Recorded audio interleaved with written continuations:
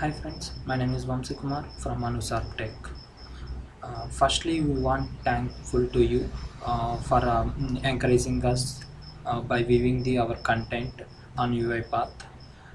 Today we are going to discuss a new task that is given by the some US based MNC company.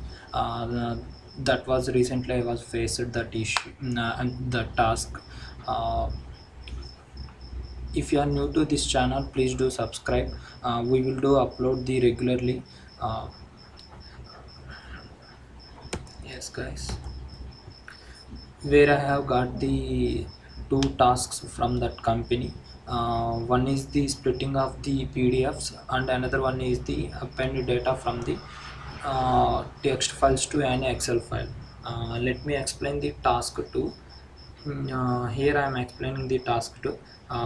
Here the task is append data from three text files from a folder to an Excel file. This is the task given by the some US based company that was an MNC.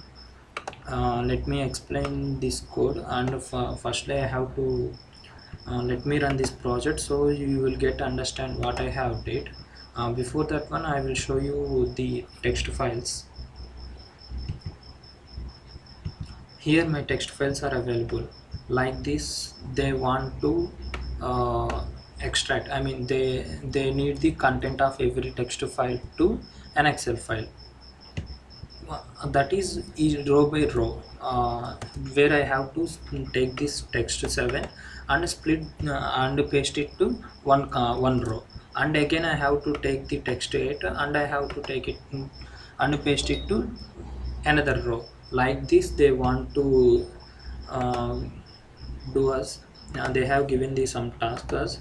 Let me show you guys how I prepared everything. Yeah, this is the my Excel sheet, where this is a header guys, and after item 1 is some content. So I am making the part has to write the content from third row. Let me run my project so you will get understand. Here I am running my project. From the text1 file to it was going to appear the, I mean append the data to the an Excel file. Guys, if you are new to this channel, please do subscribe, and if anybody wants to learn UiPath, please contact us. We will train you contents and based on the real-time scenarios. uh, that's the guys, my bot is run up. If you observe, the text is append from the third row only, not from other rows or anywhere. I will explain you my code guys, where I have taken an assign activity to get the path of the all list files, and after we have taken, I have taken an for each row activity to loop the each file in the content. Then I have taken an assign activity as a read text string text file. That is an activity read text file, sorry, read text file. Here the assign activity is available, I mean sorry, the activity is there, and then I have taken an assign activity. Here I am taking it in a variable as in a final text. Here what I did is I have taken as a input of the read text file as a text data, and I am splitting the data here. Text data dot split, where I was using the split function to split the strings in the content of the strings. So I have taken this environment dot new line dot to char array. So this is an array type, final text is an array type, so I am taking it as an array of the string final text. This is the array of the string. So we will get the one by line by line. We are looping in the, again we have taken the one for each loop to loop the one by one.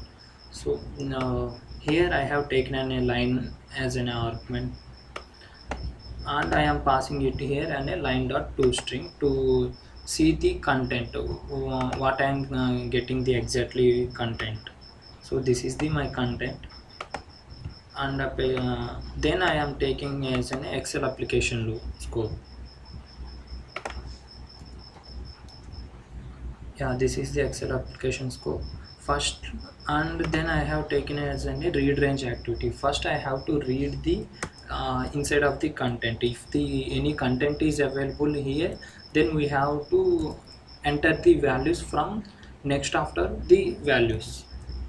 Then I have taken a read range activity to enter the content of the, and I have taken an output as a data table one, and here I am assigning an end cell.